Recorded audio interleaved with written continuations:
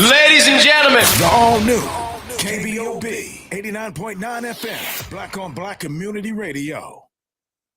This is KBOB 89.9 FM, Tulsa. And now streaming 24/7 live from the Eden Media Studio. 24/7 live at KBOB899.com. Two Dogs, are you ready? Breakdown raw, breakdown raw, breakdown raw. Sports talk, you want it, you gon' get it. Hot news and views, custom fitted. Joining yo, talking plus they live it. Fun and laughs, they gon' give it. Matchups for the week, this your spot. Never fumble the ball, always call. Two Dogs, war for state fight. There's the bell, let's start the fight.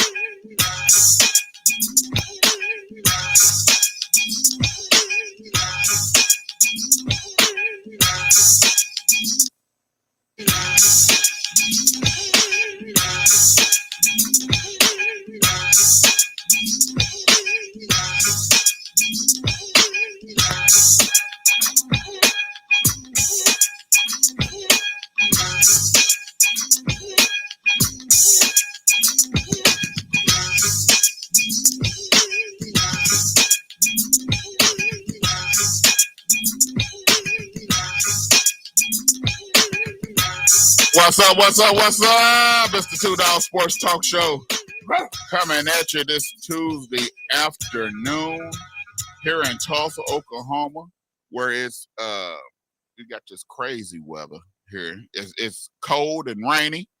You on here with Drone and Yo. Hey, what's going on, Yo?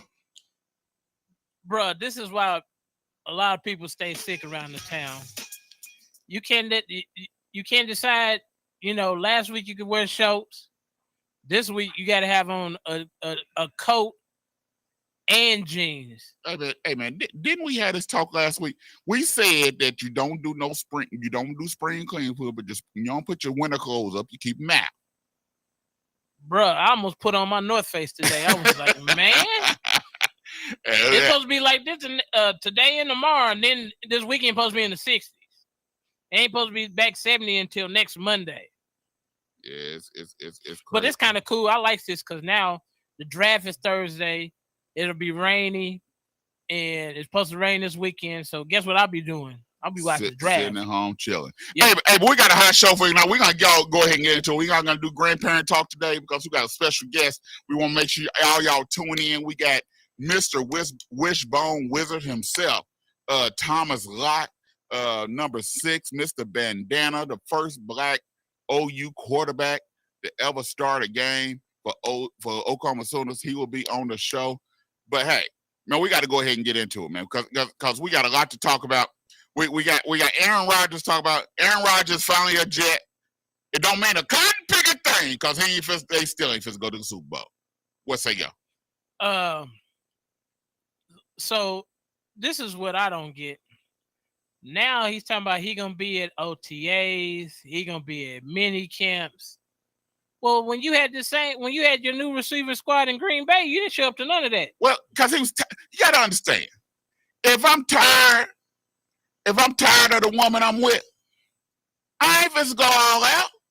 So you I ain't finna take to go that extra mile. So you saying he was sick and tired? Yeah, he was sick and tired. And so he did just enough what he had to do. So if I got a woman and I'm sick and tired or whatever, you sick and tired, you're gonna do just enough. You're gonna go to work, you're gonna pay the bills. Bare minimum. Okay. And that's what it was. He was sick and tired. Now he got a new woman, and so now he gotta show out. He gotta go all out because he gotta make her feel special. So he gotta make her feel good. So he got to wine and dine. Yeah, he got to wine and dine. He got to take her to Ruth Chris. He can't take her to McDonald's or when if you've been settled for a while, you might be able to go to McDonald's and get away with it. Yeah. Now he got to go to Ruth Chris. He got to go to Prime. You know, he got to go these fancy steak places. These fancy steak places where you get the coat checked and all this other stuff. You know, he got to show that I'm something, even though he's nothing. He got to make her believe that he all that. You know what I'm saying? I still, I'm like, okay, you acting like the Jets was like the only team in his division. You got to face Josh Allen twice. You got to face the Patriots twice. But this is what they look. Okay, Patriots. Okay, you're right. Okay, so you got to face Miami. But this is what they're looking at. Last year without a quarterback, they almost made the playoffs. Okay. And they split with the Jets. And so now that they feel they got a quarterback, they feel they can go all the way. Yeah, but I still don't think you got to understand that AFC. If Denver get their act together, that AFC is going to be a juggernaut. It's going to be a knockout, drag-out juggernaut. Because it's teams in pretty much every division of the AFC. Yeah, that you're going to have to go through. It's not going to be just cut and dry. You're not going to be able to just do whatever you want to do and expect to make it through. Unless you face the AFC South. That's probably the weakest division in the NFL. AFC South. That's the Colts, the Titans, the Texans, the Jaguars, and the Texans. I don't know. You got one up in the Jaguars. I think Doug Peterson got them up and coming. Okay. The Texans, I think it's going to take them at least 2 or 3 years. Yeah. They're gonna have to give the new coach at least 2 or 3 years to get something done, to get things situated. Well, I heard they really don't want. I think they're number 2. Is that right? They got the number 2 pick. Yeah. And they talking about, since they don't really want the quarterback, which would be C.J. Stroud, because they saying Bryce Young is going to be number 1. So now they trying to trade back and get more picks. I would. Well. So they can be in the sweepstakes for next year. Well, everybody counting on Caleb. Everybody want Caleb. And plus the receiving core next year is supposed to be top notch. Yeah. So I'm like, they already trying to line up to get Caleb? Yeah. That is crazy. Yeah. They already lined up trying to get Caleb. But it's supposed to be interesting. Like I said, we got the draft this week. Yep. At the end of the month. Yep. Mini camps and stuff start opening, rookie mini camps, things of that nature, training, OTAs, things of that nature start happening. So it's supposed to get very interesting. You're going to start seeing people moving around.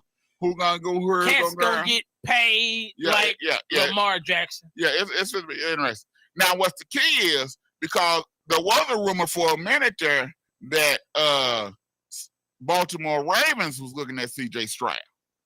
What? Yeah. It was going around. I was watching, I watch all kinds of sports. Yeah. It was going around that Baltimore Ravens might be looking into getting CJ Stroud. So they was gonna trade Lamar? I don't know. Even though y'all franchise him? If he dropped that far. I could franchise him, but if he don't sign the franchise contract. Okay. So, I don't know. You got OBJ coming too. Hey, OBJ came for the money, dog. What nobody fits give OBJ what he got? Hey. What nobody fits give him what he got? True, but I'm just telling y'all, OBJ is not coming to block. No, he's not. He coming to catch. He coming to catch. He coming to catch some balls, and it's going to be very interesting. It's going to be very interesting. Football is getting very, very interesting. Like I said, if B.J. Robinson drops to about 16, 17, Dallas is at number 26. They're going to move up to get him. I don't think he's going to go that far, because everybody's, what I've been seeing is the Eagles is real high on the Texas running back. I don't know, man. I don't know.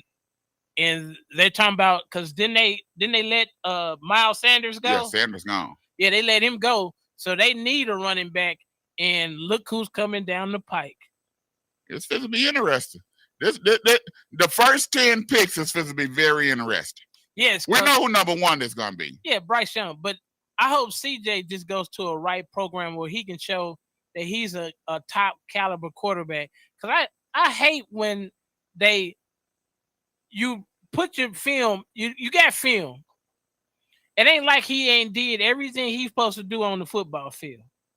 He competed at the highest level and almost made it to the national championship. Well, but what it is, they feel that he didn't show it during the season, and what he did in the semi games was different. What he did against Georgia, he hadn't shown that all year, so that was different.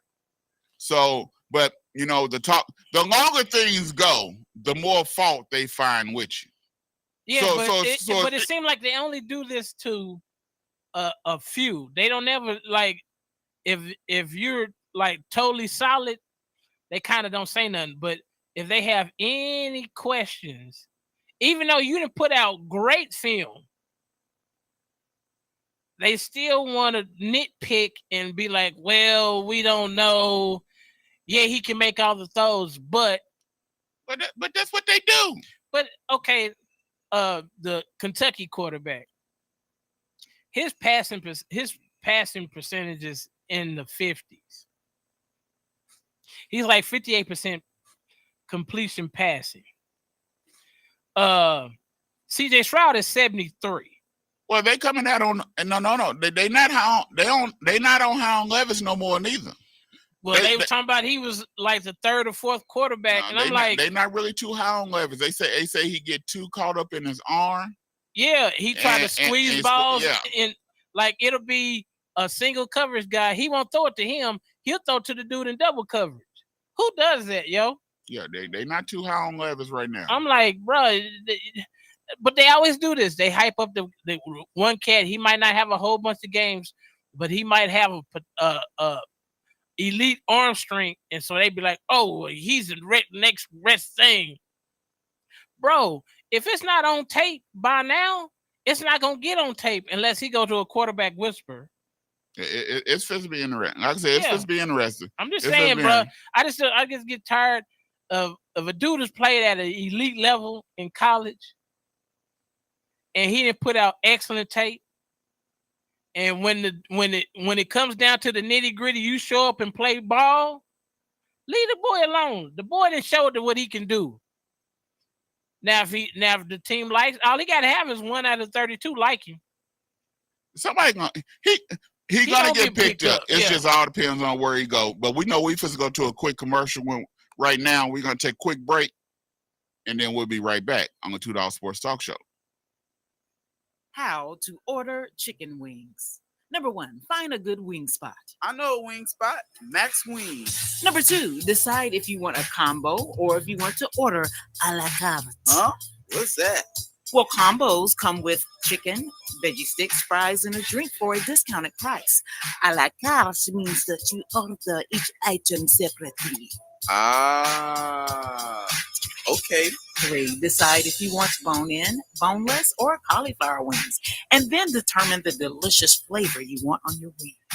I didn't even know cauliflower had wings. You learn something new every day. Have you been to Max Wings? Yep. Max Wings is located at 782 East Pine Street in Tulsa. We're open Monday through Thursday from 11 a.m. to 8 p.m. and on Friday and Saturday from 11 a.m. to 10 p.m. Come to Max Wings, home of the dry rub fries. The 36th Street North Event Center is a full-scale event center where we share the experiences of the community. At the event center, you can rent space for weddings, birthday parties, receptions, concerts, Greek events, quinceañeras, and much more. We also do custom decor, linen, and centerpieces. We're located at 1125 East 36th Street North. To book your next special event, business gathering, or community event, call us at 918-200-9046.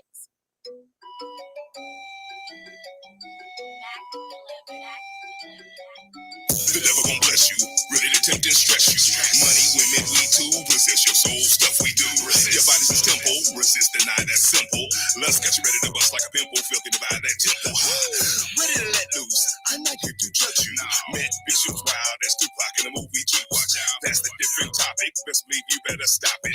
Judge, jury, execution, a gavel, about to drop it.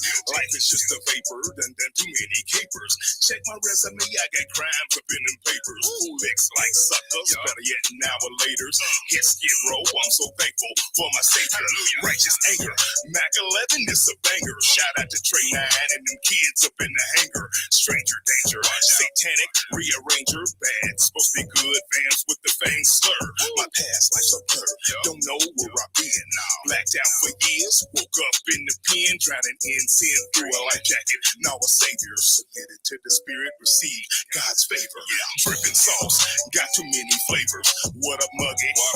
Shout out to my neighbors, been choked by cops, pepper sprayed and tasered. All part of persecution to me, it's nothing major. Was a stunt double, and how to be a player. Shed many tears, onions, I got layers. Then met Judas and smoked Joes with them traitors. Quit having pity parties, cause they are never catered. Receive peace in his presence. I'm a king, been treated like a peasant. I took it and smiled, my demeanor's always pleasant. Soared with them eagles, avoid them chicken and them pheasants. Y'all call them lessons, no, that's a loss. Sin produces death, it all comes with a cost. Healthy don't need a doctor, the sick and the lost is who I came for. I work for the boss. Life is just a vapor, done did too many capers. Check my resume, I got crimes up in them papers. Full licks like suckers, better yet now or later. Hit skid row, I'm so thankful for my savior. Trust he saved me, he's coming for you next. I know your life is a mess, you got stress on your chest. You're blind to the truth, in you he sees the best. Satan's a tick, I flee a nuisance, a pest. Resist, he must flee to the left. Give your life to Christ, in him we find rest. Keep on the full armor of God, that's a bulletproof vest. Yes, Jesus love you, the answer is yes, yes.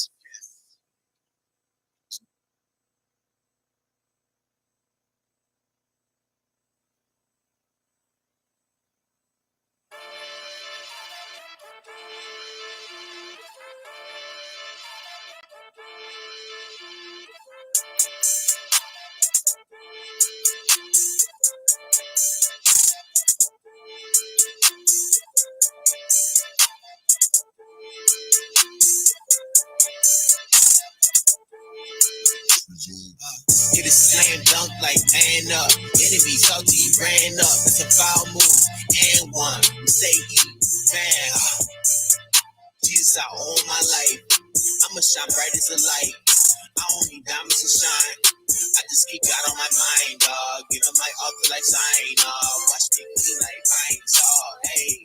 I call God, yeah. Jesus, he the reason I be rapping, singing in the hood and trenches. I don't need a mention. This is time of prison. I got rescued, not arrested. Now I'm living. I be Holy Spirit sipping Bible totes, and I was chosen for this moment. Devil choking home, and you don't believe me? Take a look. A few years ago, I paroled. I was in the basement, just a bed and clothes. Prayer work, I'ma let you know. Now I'm saving souls all around the globe. Preaching Jesus' name, it's the only hope. Yeah, yeah. He's our only hope. He's our only hope.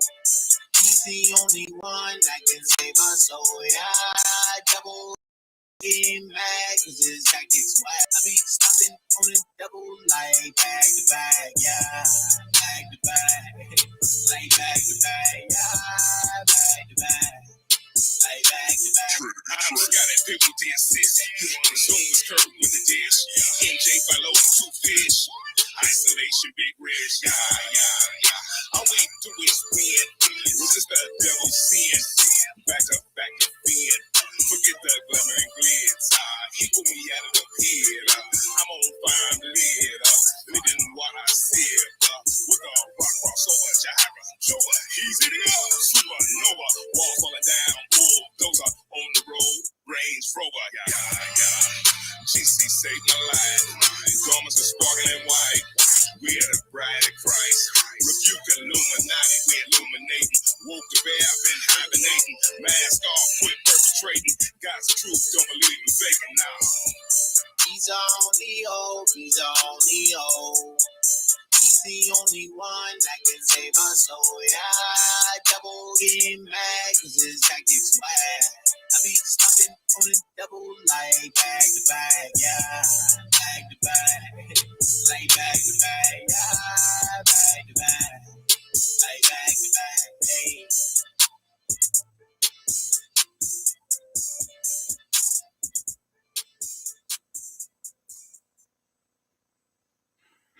Welcome back to the $2 Sports Talk Show. That was back to back. Y'all know how we do that. That was Resin and Trinity Trey with back to back. All right, y'all. We got our special guest on the line right now that's supposed to come on. How you doing today, sir? I am doing great. What about you? We're doing good. Everybody, we have the Wishbone Wizard himself, Mr. Bandana. You know, someone I looked up to when I was younger, seen him play so many times, Mr. Thomas Lott. Thank you for coming on the $2 Sports Talk Show. We really do appreciate it. Well, I appreciate you guys having me, and it's always a pleasure to speak to people that kind of remembers. You know, it's been a while now. You know, those days be adding up.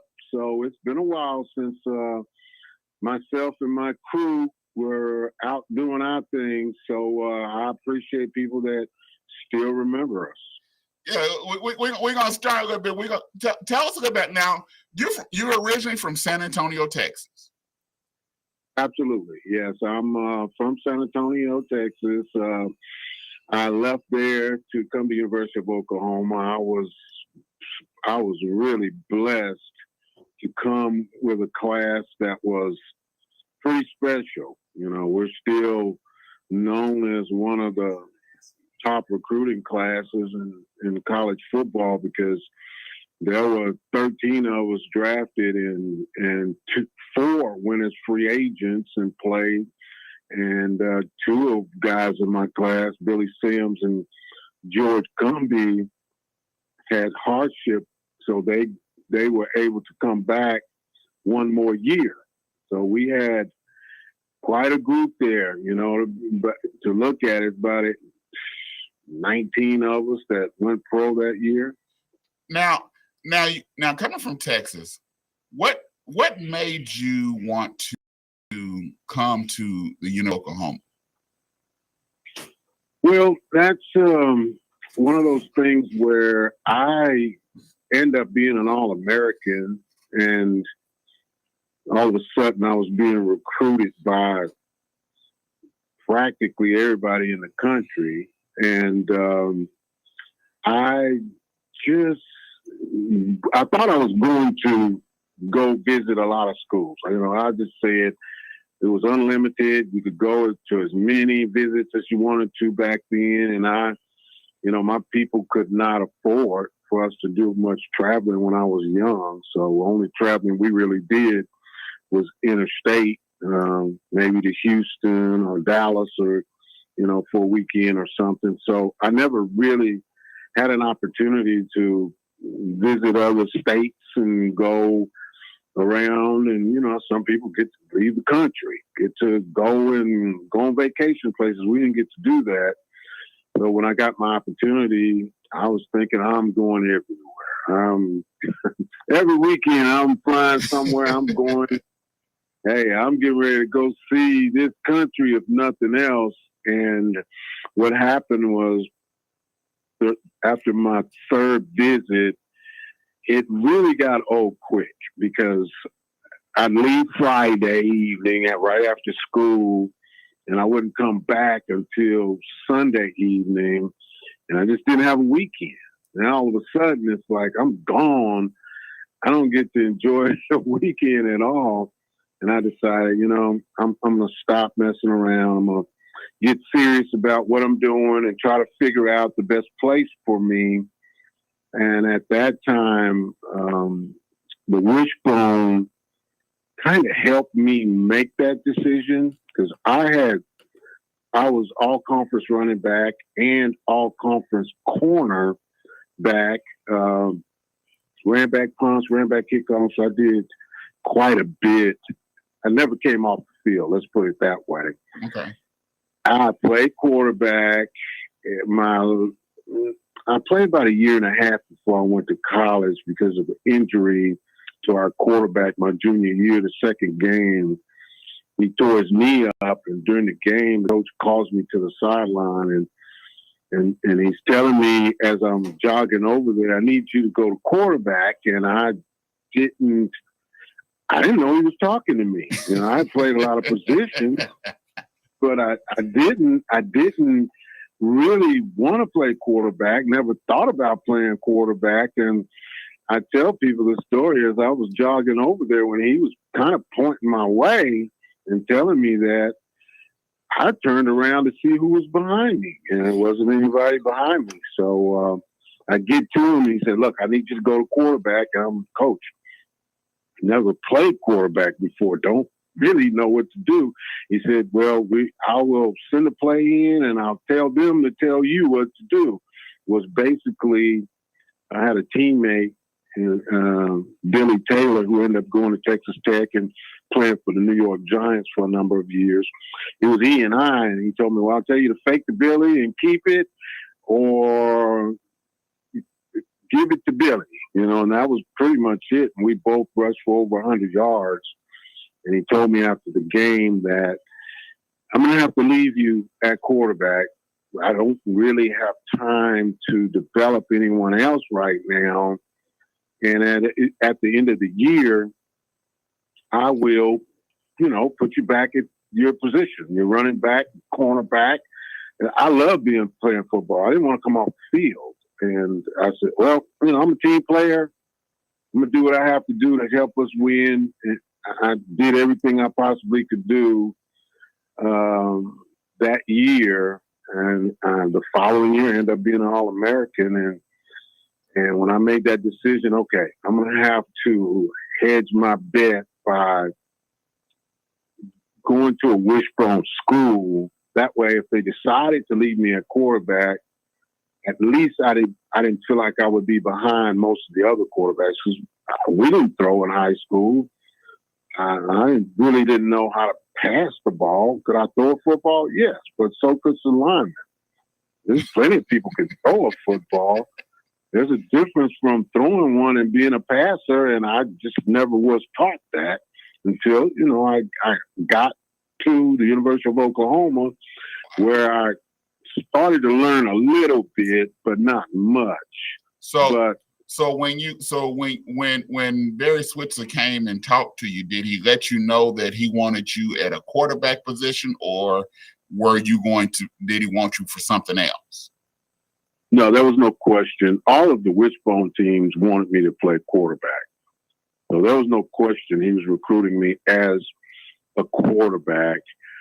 But the reason I was saying is there were a lot of schools recruiting me, and some of them were saying, "Yeah, we'll let you play running back," and some of them were saying, "Oh yeah, we'll let you play corner," and then the wishbone schools were all adamant that they wanted me to play quarterback during the time when there were 4 black quarterbacks in major college. Not the historical black colleges. I'm talking about Division I schools. So the talk was out there that we as a black race were not smart enough to play that position, is what was being said here and there behind the scenes. So there were a lot of colleges that saying they might have moved, let me play quarterback. But once I got there, would they leave me there? I don't know. I just thought if I went to wishbone school, leave me at quarterback, fine. I didn't feel like I was behind. Put me at running back, fine. Put me at wide receiver, fine. Put me at corner, fine. I was just a football player. Well, with the class that y'all were coming in, because you had Billy Sims, you had Peacock, you had David Overstreet, all these running backs. Did you feel more comfortable at playing quarterback, or did you sort of want to play running back, or did you just say, "I want to be a quarterback, I feel more comfortable at this spot"? I didn't care. I really didn't. The wishbone was something that I had at least a year, like I said, a year and a half experience playing it. I knew how to read the option. So it didn't really matter to me where I played. I'm going to tell you this real quick. I tell people this periodically. So my freshman year, I get there. And like I said, I was not so keen on, I wasn't like, some guys want to play a certain position. Quarterback, You've been a quarterback, your youth in high school. You want to play quarterback. I didn't really care. But there was this step that we had when my freshman year that was really throwing me off. It was throwing me off. I was struggling with that step because, believe it or not, we really didn't run a true triple option when I first got there. Some of it was predetermined. So I'm struggling with this step. So I'm angry. One day I'm just angry because it's just not working for me. So I go to Coach Switzer, and I tell Coach Switzer, I don't want to play quarterback. I don't want to. And he's like, well, where do you want to play? And I'm like, I don't care, Coach. Put me anywhere. I'll play wide receiver. I'll play corner. I'll play running back. I don't care. I don't want to play quarterback. So he looks around the field for a second, and then he said, okay, go over there with the wide receivers. I go over there with the wide receivers, and that line is probably 12, 13 deep. So I get behind the line, wait my turn to come up, and finally get up there. I run a little quick out route, catch the ball, and go back into that long line. Well, I'm standing in that line, and I get this tap on the shoulder, and I turn around, and it's Coach Switch. He's like, okay, you got a chance to play another position. Now get your ass back over there with the quarterback.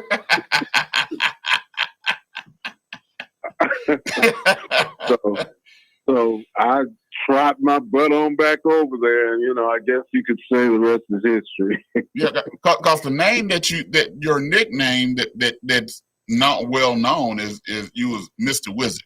You was a wishbone wizard. What did how long did it really take you to really understand the nuances of running the triple option? Well, what I've just said, and so I need to add this to it. So I stayed there, and that spring, we started truly reading the triple option. So that first semester, I struggled a little bit, and then we had a meeting. Quarterbacks had a meeting with the coaches, and they said, we are going to start reading the true triple option. And when we started doing that, that took that funky step away. And now because I'd already learned how to read in high school, so now the advantage went to me. So that spring, now I'm okay. I'm comfortable with where I am playing that position, and things start to fall into place for me. Now, you became eventually at OU, you were the first Black starting QB at OU. Did you understand the magnitude or how you will be the catapult for OU to have numerous Black quarterbacks after that? No, I did not understand what it meant at the time. I knew there were only a few of us in the country. I did know that, but I had no idea what I was bringing to the table, and my opportunity to get some other people to play that position. We've had a number of Black quarterbacks since I played, and every one of them that I've met at that time, especially the next 10, 20 years, all kind of give me some credit for them being there. And I'm honored that they do that. So, no, by answering your question, absolutely not. Did not understand the magnitude of what I was about to accomplish. To be quite honest with you, we did have a Black quarterback there. Kerry Jackson was his name. And when I was first there, I was told by a number of people, "Oh, they're not ready to play a Black quarterback, and they're not gonna play you. Kerry's here, and Kerry didn't get to play." And what I didn't understand, there was some situations with Kerry that he didn't get to play because that first spring, I was watching him and I was saying to myself, oh my God, all right, isn't he playing? And then about a year and a half later, I really found out what was going on, what the true picture looked like. And I understood why he wasn't playing. But that left the door open for me to step in there and be the first black quarterback to start for the University of Oklahoma. Now you used to wear the bandana. That's why I call you Mr. Bandana. When I was younger, that's what I remember. I remember that 2-bar face mask and that bandana. What made you start wearing that bandana? I was vain. You know, I'll be quite honest with you. You know, being a little vain, just cared about how I looked, cared about how I dressed. Those are things that were important to me. And I did not like the way my head looked. You know, we had those afros. Right. You know, mine was big and spongy, and you put a helmet on and you could definitely see what the inside of your helmet looked like when you took it off. And I didn't quite like that. I was vain enough to want to have something to maybe hide that look. And I tried braiding my hair, could not handle that. Then I tried a stocking cap, didn't work. It would come off every time I took my helmet off.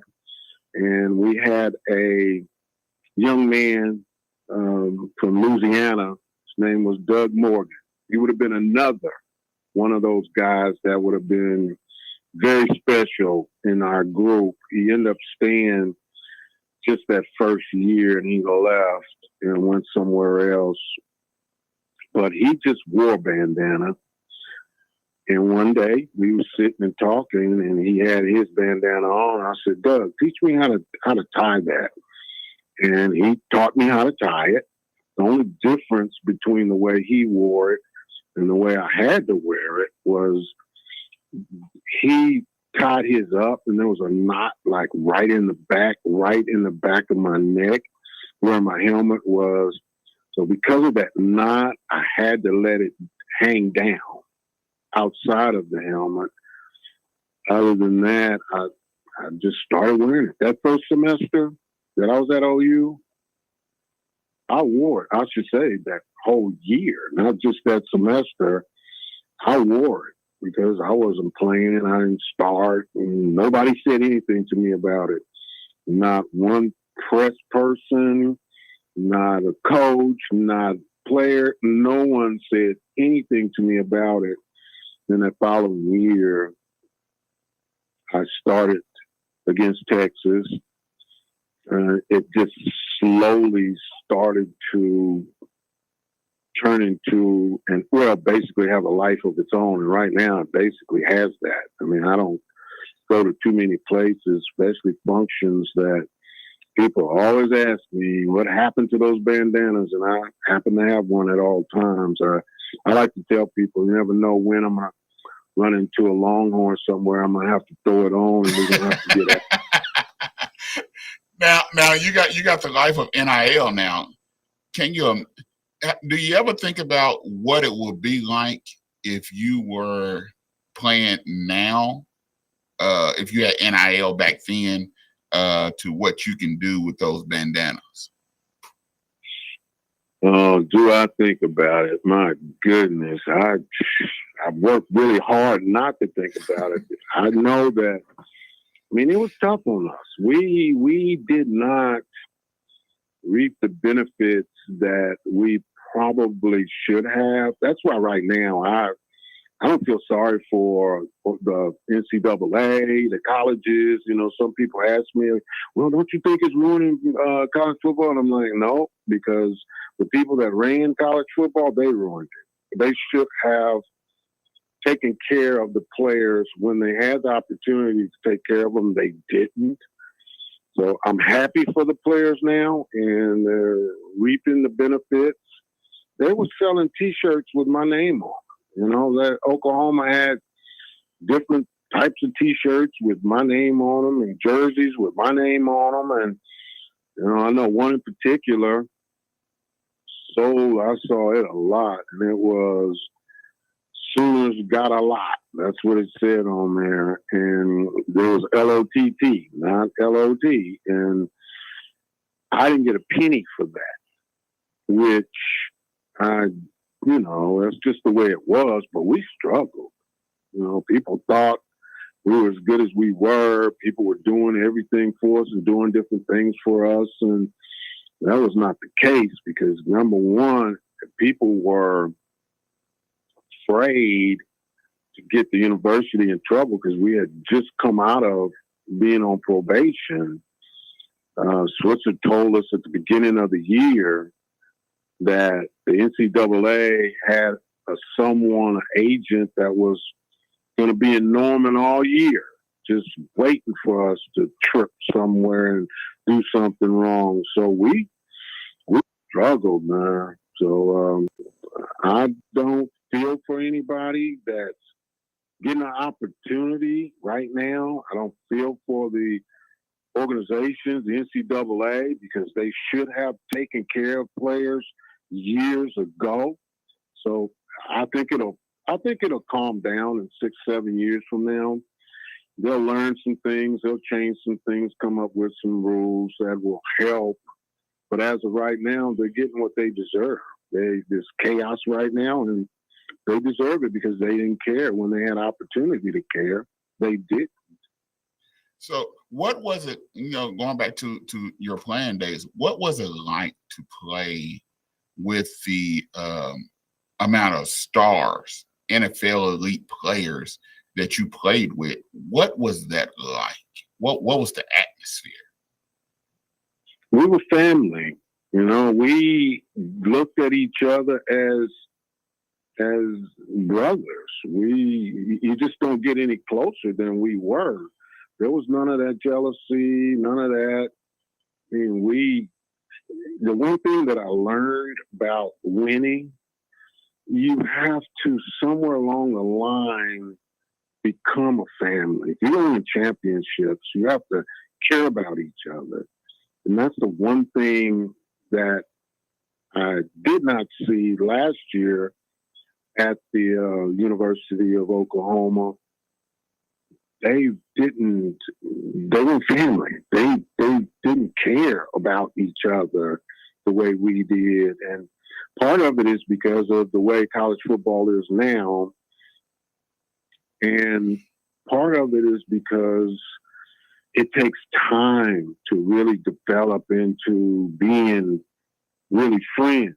And as you look at the way college football is now, there's no athletic dorm. We lived together. We ate together. We traveled together. We did everything together. So it was easier for us to care about each other. When I say care about each other, I don't just mean offense. I'm talking about the whole team. My roommate was a linebacker. We were just family all around. We used to sit out in front of the dorm sometimes. We'd be 20 deep out there, telling jokes, mainly telling lies and complimenting each other on our lies, But that's how we started to care about each other. And sometimes when it's hot, as it can be out there on the field, it's 110, 115 degrees, and you're wondering, why are you out there? What are you doing? And I would look around and I would see, Greg Roberts or Daryl Hunt or Cumbie or Billy and King and Horace Ivory. Some of those names you named, Jimmy Rogers. I would see them working hard, and I wasn't going to let them down. That was what was missing with Oklahoma this year. The defense didn't play for the offense. Offense didn't play for the defense. And the kicking game was just kind of right there in the middle somewhere. Now, don't get me wrong. They had good plays, like individual plays. Receiver would have maybe a good game, or the quarterback would have a good quarter, or the linebackers would do what they were supposed to do. And individual accomplishments. But as a team, and I mean, if there was a bad series, as the offense would be leaving the field, our defense would be talking to us. Hey, don't worry about it. We're about to get the ball back. Don't worry about it. We got this handled. I watched them this year. Kansas State game is when I really saw that they're going to have to come together as a team. They're going to have to play for each other. And I watched the offense come off the sideline. The defense has just stopped the other team, got them in pretty good position. And the offense kind of jogged out there. And I mean, they barely were getting out there with energy. And I said to myself, I don't think they're ready to play. And sure enough, 3 downs later, they were punting the ball. So they did not play. So do you think the transfer portal has hurt the family effect of the football team, college football all the way around, that transfer portal? Do you think that has hurt the programs and hurt what you have on the product that come on the field? I think in certain situations it will hurt here and there, but that's another situation where you have been for a number of years holding guys hostage. You know, let's face it, there's some coaching out there that they're lying to players. There's no question. They've been doing it for years and telling guys that, you know, you come to our school and, you know, you're going to be this and we're going to start you and you're going to be, and when the guy gets there, there's a group of guys already there and you don't get that opportunity that they're talking about. I always remember Coach Switzer told me, you'll get an opportunity. I'm going to give you an opportunity to play. He never told me that I was going to come there and start playing right away. And a lot of these guys think that's what they're going to do. Unfortunately, they're so anxious to play because they've been told how good they are since they've been playing youth sports. It's very difficult for them to understand, as Coach Switzer used to say, if you stay, you'll play. And that was the thing. You work hard. You have to be realistic with yourself, watch film on yourself, and see what other people see what your coaches are seeing, and stop thinking about what you've already accomplished. So it's one of those things that, yeah, in a way it's a blessing, and in a way it could be a curse. It just depends on the individual. And some of these guys, I know a couple of guys right now that's been on 3 different teams. 3 different teams. Wow. So that tells me sometimes, yes, it's the coach's situation, but if you've been on 2 teams, let's say you've left one team, you end up on another team, and things still aren't working the way you want them to work, maybe you should look in that mirror. Maybe it's not just the coaches that are having a problem. Maybe you're not performing or not studying, not watching film, especially if you're on your 3rd team. I would definitely recommend you look at yourself and stop looking at what's going on outside of you. Okay, Mr. Lott, I have a question for you. You being a black quarterback in the 70s, how much grief did you get from opposing teams or opposing media at that time? Surprisingly enough, we lost 5 games the 4 years I was there. And I'm counting one, definitely. I count each one of them. But because we were winning and the way we were winning, I really didn't get grief. People didn't, from other teams, I mean, people didn't talk trash to us.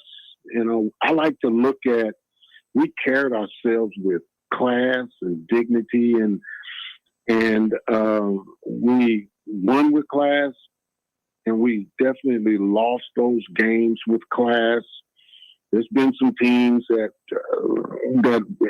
we have been compared to, or I should say, they've been compared to us because we were up before them. They won a lot and traveled and had respect, but I just don't think they did it in a classy way. And we try to conduct ourselves with class. And the only time that people sent me letters, negative letters, because I had a lot of positive letters, and was when we lost. You know, we lost the game and we played Arkansas and lost to them quite a bit. It's just one of those things. I got a lot of mail that summer talking about I didn't wear the right bandana. I didn't, you know, it was just, oh gosh, they talked pretty bad, let me tell you. But most of those people, if they're going to write you bad mail or talk about you in a certain way, they will never put their name. I mean, they don't want you to be able to say anything back, and that's kind of the problem with the internet is there's so many people want to say what they want to say, and whether it's right or wrong, they don't want you to have an opportunity to address the situation. So I was pretty blessed. I was not ridiculed that much because we won a lot. Now this week you have the NFL draft. If you came out, say you play now, and you came out and they were allowing blacks to play quarterback and running the option and read option, where do you think you'll probably get drafted today? Oh my goodness. It has a lot to do with our offense that we ran. You know, our offense was not pass-oriented offense. Now they run a lot of pass-oriented offenses, and I don't even think I would be playing quarterback now. You know, if I was playing during these times, I wouldn't be playing quarterback. I'd be playing running back or corner. I'd be in another position and be just as happy doing those things because once I said before, I was a football player.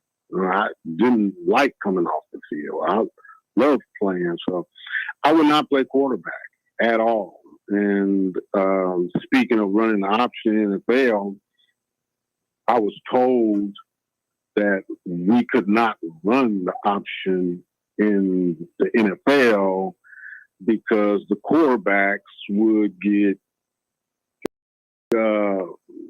murdered, is what I was told. Oh, kill the quarterback, you know, and I strongly disagree with that. That is not true. If they would have let me run the option, it would have been very dangerous because they would not have any idea how to stop running the option in the NFL. They wouldn't have known what to do. Now, with that being said, I get drafted by the Cardinals. Bud Wilkinson, who coached at OU many, many years before I was even there, we were working on the option. Nobody knew it. We had been working on it for 3 weeks. Wow. And the week before we were about to actually play it, he ended up quitting or got fired. I don't know how you want to say it, but we never got the opportunity to run it. I was looking so forward to it because most of those guys, I started as a sophomore. And most of those guys, I had played against a lot of those guys. You don't get any bigger and faster. You work on your strength and stuff, but as far as reading the option, I was used to playing against those guys. I was looking so forward to it because my best reading days were against the better athletes, the better well coached athletes, because those that weren't well coached or well trained, that weren't very disciplined, I struggled with them because you never knew what they were going to do. They'd be going backwards and looping around, and it took me a little while to get used to what they were doing. But the Texases and Nebraskas, the really good, the disciplined defenses, those guys were a piece of cake. I just love playing against them. Now, when y'all were working on it at the Cardinals, could the defense stop it? Well, we didn't go live because I knew how to run it, but it's going to take a little bit for the backs to learn to do it. It's not an easy thing because you have to be able to block in that offense. And we weren't going to run it like the wishbone. How we had designed to run it was, we had O.J. Anderson. If you remember him, he was Rookie of the Year that year. He was going to be the tailback. I was going to be at fullback. And the quarterback was going to hand me the ball. Now, if that tackle had come across, then I was going to go cut down the line as if I had been playing quarterback. I was going to take that step with my left or right, and then go down the line and option off the end to OJ. Wow. Now, had he jumped out, then I was just going to go ahead and take that hole and then cut back outside and pick OJ up coming around the end. So we're going to line up in the eye and run it from that formation. They wouldn't have known what to do. So you all modified it and switched it Absolutely. up. Wow. Right. But it still would have been the option, though. It still would have been the option. I still would have been optioning off that end. And the one thing I had learned is how to take shots from guys. I had learned to do that in high school. Didn't know what I was preparing for at the time, but I had learned to do that. I mean, you think about, I missed 3 games and started for 3 years running that very physical offense. Wow. Now, like I said, you're dealing with the football now. You had Aaron Rodgers that he finally got traded to the Jets this week. Do you think that's going to put the Jets over the hump, or do you think Kansas City, Buffalo, those are still the big dogs? Well, there's no question. They're going to be the big dogs. There's no question there. They have that chemistry. They already have the players they need to do what they need to do. I mean, it takes time. It takes time. One player coming in there will help you. There's no question. But they're going to have to learn to play together. They're going to have to learn to play for each other. When you do have someone come in there like Aaron Rodgers, the rest of the guys are going to have to get to, they're going to have to learn how to deal with him. He's going to have to learn how to deal with them. The coaches are going to have to learn how to deal with Aaron. There's a lot of things that need to be worked out, and it takes time to work that out. That's one of the things that really hurt Oklahoma last year. And they were put into a serious situation when you're talking about getting a new head coach, him bringing in 10 new assistants. Wow. There's a whole football team that half of those guys he would not have recruited. They were there because of a totally different style of football. So now he has to go get his players and bring them in there. And last year, you have to gain the respect as a player of your coaches, and your coaches have to gain respect from the players. There was just so many things that the University of Oklahoma had to overcome that you could just see it was going to be, practically impossible for them to be where the fans are used to seeing that team. And on top of that, a lot of people don't look at, OU had 3 quality quarterbacks at one point, 3 of them. And by the time the season started, they only had 1 good quarterback. They lost 3 of them. One was I believe it's SMU. Was it Mordecai? I think that was his name. Yes. He was a quality quarterback. He ended up going to SMU, and I think it was SMU. I could be wrong. And then you have Rattler was there, and then you had Caleb was there. And you think about it, we had 3 quality quarterbacks. And then all of a sudden, this, to me, was the biggest mistake that the University of Oklahoma made was when they hired the offensive coordinator and he brought Gabriel in there. They made it known that Gabriel was the starting quarterback. They made that known. And when they did that, even they had, 600 and something plus people in the portal, none of those quarterbacks were going to come to Oklahoma because they were leaving where they were because they're not getting playing time. So you just don't advertise that this is our starting quarterback. Let some guys come, and you might find, somebody that ends up being special. And all they did was cut that off for themselves, and I think that was a great mistake that they made. And I'm not saying that Gabriel's not good. He is good.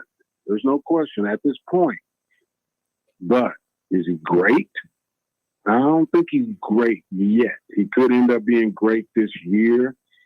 But at the University of Oklahoma, we've been so fortunate with great quarterbacks. So fortunate. That's what everybody sees. Last question before we have to get off here. OU, this is their last year in the Big 12. They go into the SEC in 2024-25 season. How do you think they will fare in the SEC? And how do you think this new rearrangement where you got USC going to a Big 10 and you got OU and Texas going to SEC? That's a 2-part question. How do you think OU is going to fare in the SEC, and how do you think the whole arrangement of all these teams moving conferences is going to work out? Well, as far as the University of Oklahoma, we are the University of Oklahoma. We can recruit. We can go all over this country, out of this country. I mean, we have that. It's like USC has the same thing, Texas, they've been struggling for a few years, but I do see that we need help. I mean, we've got to recruit a different style of athlete. I mean, if we're going to be in that conference, they are coming right at you. Their cornerbacks are 200, 205 pounds, strong people. When they come up to that run, they better come up strong. We don't have that yet. We're in a passing conference. We had a defensive back a couple of years ago. He was 165 pounds. We've had defensive backs that were 175, 180. If we try to go to SEC with guys that are that weight stuff like that, we are going to get trucked constantly. So we have got to change, and that's what Brent is here to do. I mean, he helped make Clemson what they were, and he knows these schools that he can go to, and he has a good reputation at recruiting out of some of these schools. He's going to need to go and get some of those players from those areas to come here and change the style of football that's been played here, that's played in the Big 12. It's a different style. Alabama came in the Big 12. It would be different for them. In the passing game, your defensive linemen are running from sideline to sideline. you have to have a good group of them. These secondary people, as far as coming up and making tackles, they spread you out in the Big 12. So you get you one-on-one constantly. So it's such a different style of football. They're going to have to recruit people to play that new style in the SEC. That's for sure, along with learning each other. They're going to have to get better. They're going to have to learn to become a family and work hard as a team. Now the USC is going all the way across the country and playing. Boy. I'll tell you, I wouldn't want to do it. I've played in some games where when the game was over with, and we were in Los Angeles from New York, and you are beat up, your body is hurting, everything on you is hurting, and you got this long flight to go across the country. And now that they're in that conference, they're going to be doing that 3-4 times a year, and same with the other teams. So it's going to be pretty interesting to see how that works out and how that's going to affect the teams. But let's face it, USC is one of those teams that they have that kind of power to do some recruiting and get what they need. And there's a few teams out there like that. They can recruit all over the country. So I'm not going to feel sorry for them, but I will tell you, we are the University of Oklahoma, and we're going to fight through it. It may take us a couple of years to get where we're used to being, but we'll get there. All right, I want to thank you for coming on the show. Now, before we get off here, we always have our guests take 30 seconds and say some encouraging words to the audience. And so if you can take 30 seconds and say some encouraging words to our audience, we never know if we have young people or who might be listening. Well, I will say this. Anything that you do, you're going to have to be, well, let's just say that's who you need to be. Do the right things. Most of the people that are listening, especially the youngsters that are listening, if you're going to be an athlete, you have an obligation to conduct yourself in a proper manner and do the right things, because there are athletes out there that we hear about every day that are doing things they don't have any business doing, and it makes us all look bad. So I figured that we have to watch out for each other. We have to do the right things, because I represent everybody who's been an athlete in the past, everyone who's going to be an athlete. I represent you, so I'm going to do the right things.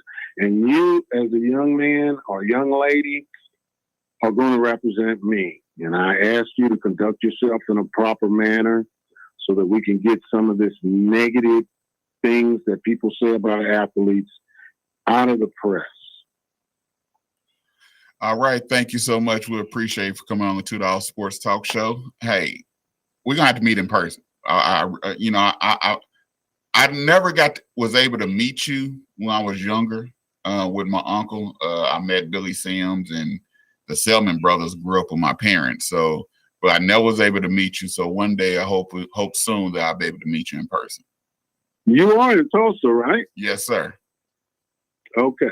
I do camps in Tulsa. Okay.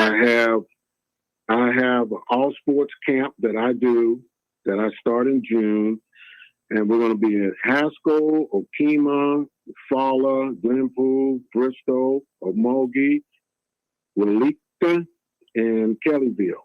And all of June, the last Thursday and Friday in June, we will be around there. I will send you a schedule, and you get an opportunity to come. You're welcome to come by. And it's an all sports camp. It's for young ladies, young men, and what I like to do is I work my areas of concentration are speed, quickness, agility, and balance. Those are the key areas. If you're not getting better in those 4 areas, someone is. And sooner or later, you're going to compete against them, and it might not be very pretty. But I will get you this information. Drop by my camp. I'll be in the Tulsa area. Okay. All right. Will do. Thank you. I really do appreciate you coming on, and you have a blessed and awesome rest of the week. Thank you so much, and I appreciate you guys talking to me. All right, you have a good day. Thank you. Bye-bye. All right. You also.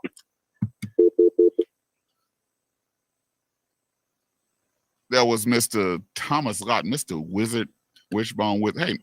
Hey, man. We some of these guests we can just talk because there's so much information that they have that we can't even get to. Bro is very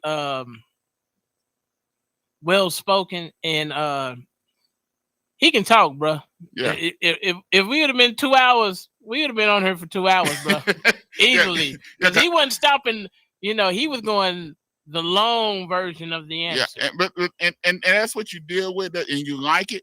But when you do the long version, now you having more questions that you now you have more questions that you want to ask. Because I'm like, okay, let's talk a little bit more about these practices and stuff. It makes you. It makes your mind, it makes you start thinking and want to go the long version, Hey, but we got some awesome guests, man, that coming on. We got some awesome ones in the future. We're working on some things, we're working on the Boone brothers coming in. Okay. I've been in contact with them. The basketball players? Yeah. Trying to get them both of them be playing at UNLV this year. Okay. So we're working on that, trying to get them. So we got a lot of guests coming up this summer, but hey, stick with us. Yeah, hey, man, that was awesome. I love that, man. Yeah. I love it, especially when you grew up with it and you seen it growing up and you seen it live.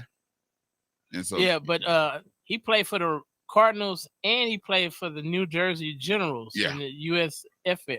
Yeah, and I looked up his stats. He had like 1,400 rushing yards and like 300 passing. That's all. So, I mean, they ran the triple option to death. That's all they did. That's all they did was run that triple option. But I guess, I guess for us, we ran the triple option, but it was I guess we didn't get so used to it. We knew how to defend it. But OU, man, OU back then was the cream of the crop. This is his class. His class was Cumbie, Billy Sims. He had Peacock was on that team. David Overstreet was on that team. You had J.C. Watts as a backup on that team. You had Dean Blevins on that team. Okay. You had the Selman brothers. So so we had a Heisman Trophy winner. Yeah.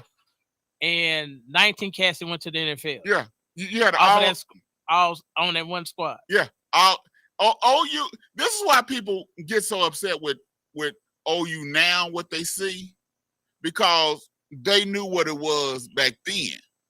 I'm talking about, you go back and look at films, they was headhunting. Yes. And they was going all out. Yeah. And you wasn't no pushing around OU. Nah. Think about this. They played against Nebraska in, I think it was 78. They was ranked number 1. OU was ranked number 1. Probably over half that season. They played against Nebraska. OU fumbled the ball 9 times. Nebraska recovered 6 of them. Final score was only 17-14 Nebraska. So, I mean, if they got the fumble, they didn't score. Yeah. So 17-14 Nebraska. I bet that was a heck of a game, though.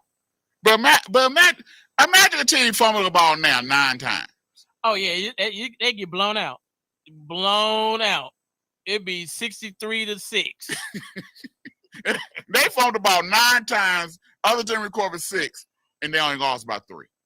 Yeah. That means your defense was stout.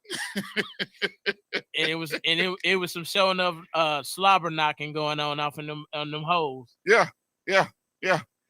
Hey, we want to thank y'all for listening. I know we didn't get to the NBA today, this week. Hey, but when we got special guests coming on, we have to consolidate our show so we can let our peoples talk. So if y'all got a problem with it, holler at me. See, don't be that is from not the views of the $2 Sports Talk Show or KBOB.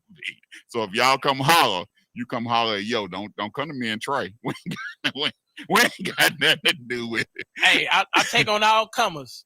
But we want to thank y'all for listening to the $2 Sports Talk Show today.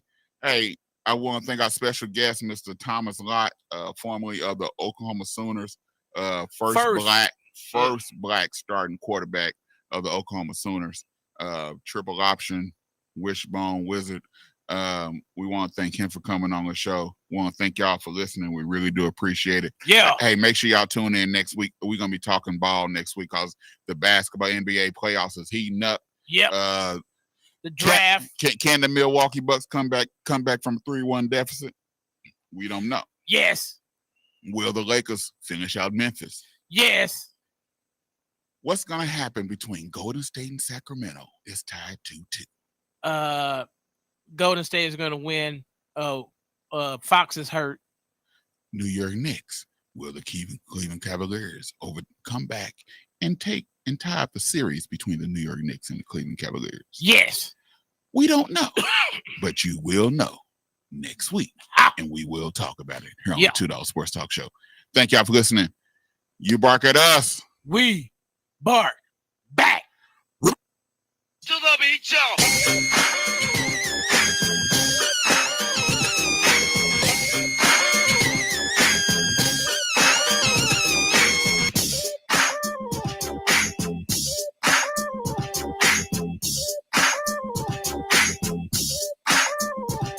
This is KBOB 89.9 FM, Tulsa, and now streaming 24/7 live from the Eden Media Studio. 24/7 live at KBOB 899. Ladies and gentlemen, the all new KBOB 89.9